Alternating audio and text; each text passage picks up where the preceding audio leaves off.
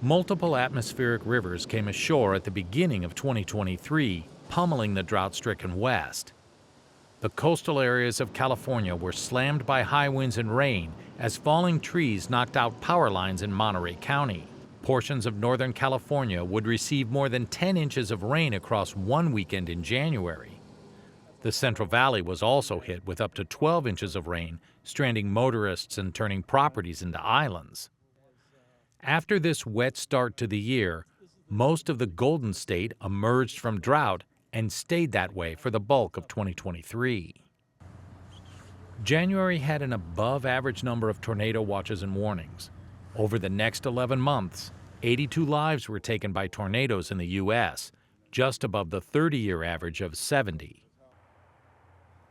A continued dry pattern in cattle grazing regions of the United States forced farmers and ranchers to cut their animal numbers, reducing the size of the national cattle herd to levels not seen since 1962. Reduced forage quality was a big reason why producers were sending heifers and breeding stock to slaughter. Well, we've clearly liquidated the herd. In fact, if you look again at the USDA numbers nationwide, we lost over 1 million head of cows last year, which is the biggest, in terms of absolute numbers, the biggest year-over-year decrease in the beef cow herd since like 1986. Don't look like the truck's gonna make it. I don't think the house is gonna make it neither. Wildfires broke out in Louisiana as dry conditions gripped the region beginning in June. By August, scarred land masses like this were common as more than 600 wildfires were reported. High temperatures threw a heavy coat over much of the West. A stifling heat dome over Phoenix, Arizona finally broke after a 31-day streak with temps nearing 110 degrees. The grain belt wasn't immune from high temperatures either, leading the central portion of the U.S. in the charge towards drought status. One of the hottest weeks in late August featured triple-digit temperatures and heat indexes that hit 22 states, putting more than 126 million people under several days of heat warnings. For the second straight year, the Mississippi River dropped to record lows. By October, transport from St. Louis to the Gulf of Mexico had slowed to a crawl at the peak of the grain transport season. The year started with inflation around 6.5%, reduced by half at year's end. All right, good morning, everybody. Congress held hearings on many topics, including inflation, but little legislation was completed in 2023. This House Agriculture Committee's hearing in March focused on the rising cost of agricultural inputs and where the 2023 Farm Bill could help provide certainty to America's farmers. So prices have come down, in some cases, half the cost of what they were last year. At that time, prospects for a new Farm Bill were still high, but changes in congressional leadership found legislators on a budget precipice.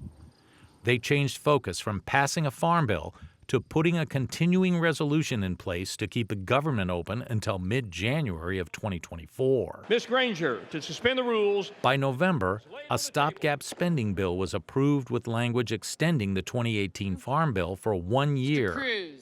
The continuation means that current government farm safety nets and food assistance programs will be covered well into the 2024 crop year.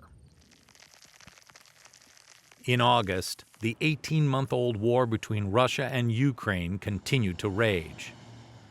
A deal brokered between the two countries by the UN and Turkey, providing protection for ships carrying Ukrainian grain through the Black Sea, was broken by Russia.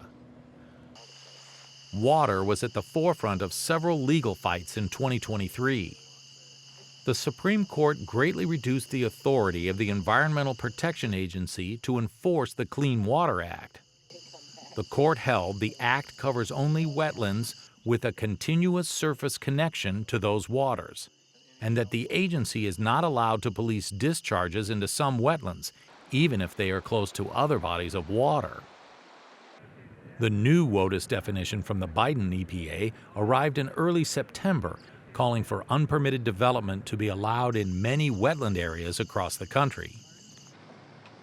The legal battles continued as small refinery exemptions played out in lower courts, with a ruling saying the EPA had invoked an impermissibly retroactive standard to hold a group of refineries to the terms of the RFS. The case centered on the EPA's denial of 6 small refinery exemptions in June of 2022. The officials with those refineries argued to the court that they applied for the waivers based on previous EPA practices. The Biden administration denied those waivers in an attempt to put more ethanol in the gas tanks of American drivers. The U.S. Supreme Court, in a 5-4 ruling, upheld California's right to require pork sold in the state to meet minimum humane standards under Proposition 12. The measure was originally passed by California voters in November of 2018 with 63% support, and has been challenged by industry groups as violating the Commerce Clause of the Constitution. Multiple courts had disagreed, and the High Court put an end to the legal fight. Governing bodies also had their say on carbon pipeline construction projects in 2023. To address your concerns through change. In August, the South Dakota Public Utilities Board unanimously voted to deny Navigator CO2 Ventures' application for construction of a CO2 pipeline. The basis for the denial was the application did not satisfy multiple required criteria. The proposed pipeline would have transported CO2 from 5 ethanol plants in South Dakota for sequestration underground in Illinois. Summit Carbon Solutions' Midwest Carbon Express was also denied permits in North Dakota. The prospective operators of the nearly 2,000-mile-long pipeline vow to refile their petition after making changes called for in the ruling. Highly pathogenic avian influenza returned to the U.S. in large numbers. More than 210 commercial operations across the country have been devastated by the virus. Nationwide, producers lost more than 50 million birds in 2023. This is a constant threat, as is African swine fever, as is foot and mouth disease. That is how we have to think of high-path avian influenza. That's the mindset that our producers have to have. That's the level of readiness that we have to maintain here and at USDA, is that it could happen literally now at any time. Wholesale egg prices topped $5 per dozen to start the new year on significant reduction in egg-laying flocks because of avian flu. By month's end, the price had dropped to below $2 per dozen. For Market to Market, I'm David Miller.